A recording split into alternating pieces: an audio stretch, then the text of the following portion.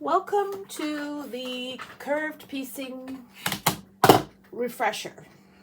This is mostly if you forget what you were doing in the curved piecing class we took the other day. So the first thing we're going to do is we're going to cut our squares at 8.5 inches, and then we are going to take our ruler and we are going to mark at the 1 inch line here and down here, and then we're going to do that on our other fabric as well. So you need 4 pieces. If you can see here, I've got the right sides together. So again, 1 inch down from the top corner here and 1 inch over from the bottom corner here. If you have a directional fabric, then you have to decide which way you want your fabrics to go. I've used this water fabric with a little bit of gold in it, so I'm going to have them flow horizontally. Then we do our cutting using the quick curve ruler and our cutting blade there. So we're going to line up the arc of the ruler, one end on that 1 inch down and one on the 1 inch down here, and that's going to be where we're going to cut. So we're going to go in and cut, and then I'm going to shift this way just so I can get to the end, and then I'll come back here and shift down again just so I can get to the end. Okay. And then you have your pieces. You have your L pieces,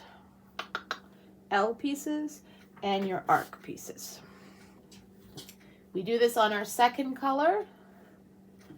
And bear in mind that these can all be, where's my marks? They disappeared. They disappeared on me. Okay, I'll mark them again.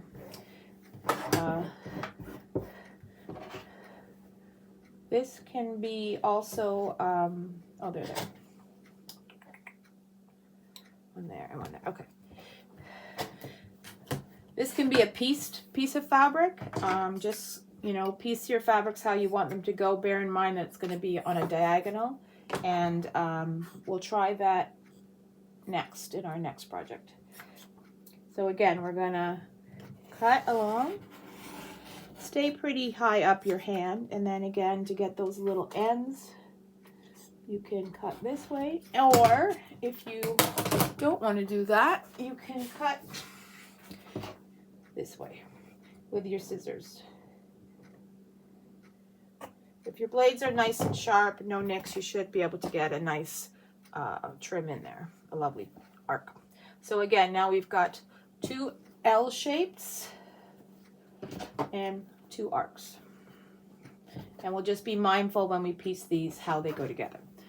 So let's switch to our next section. So we have the 2 pieces, and now we're going to our L shape and our arc. So we're going to sew them together. So we're going to put the L shape so it reads at L, and then this would fit in like this, and then we're going to flip it over. So you want to start about 1/2 inch down from the top there on your L piece. And we're going to line that up so it's perpendicular, and just start sewing bit by bit, feeding the fabrics in slowly and matching them as you're going along, just in this little section here. And then when I get to that, all I've matched, let's get rid of this extra threads, and then again I'm going to match and stitch a scant 1/4 inch. And once you start doing a few of them, I was surprised at how easy they actually go together. No pins, no, you know, any fussing really. Some of my blocks I did get a slightly wider or a slightly poofy little effect. And then Susan just told me to make a slightly narrower, a scant So there we have our blocks, our first block. So the top blocks that have the main fabric, this is my background. So the top blocks that have the main fabric, you have to push one or press one out and one in, one out. Let me show you.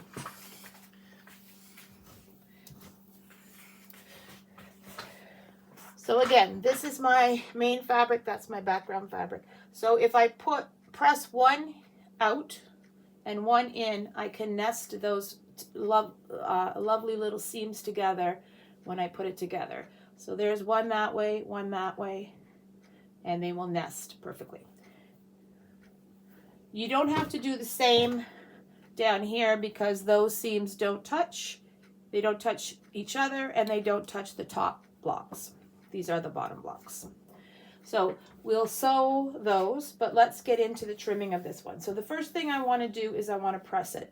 And I think I will press, because the white is light, I'm going to press them to the background. So hold on.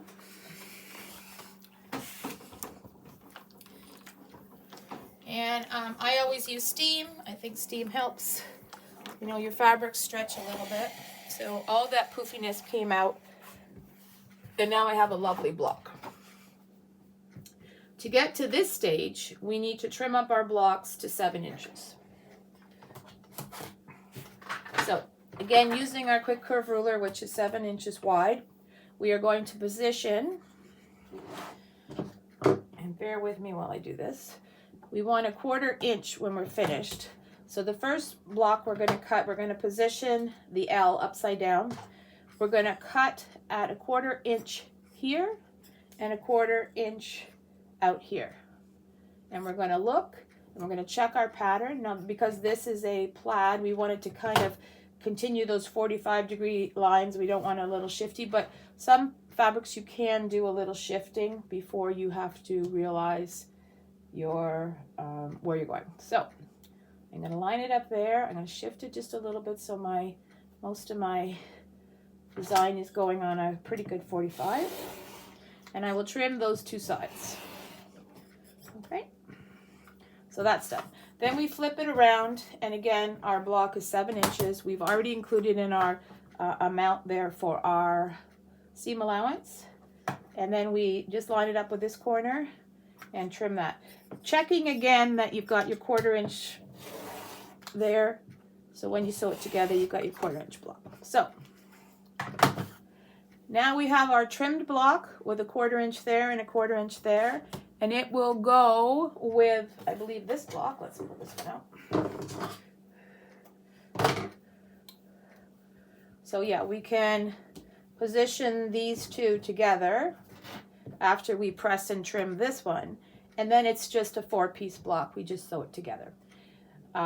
So be mindful of which way you're pressing, and some people press these center seams open. I still don't love an open seam or a open press seam, so I will still try to press these to one side or the other. And that's basically it. Here's the blocks we have done already up there, and I hope you enjoy this reminder.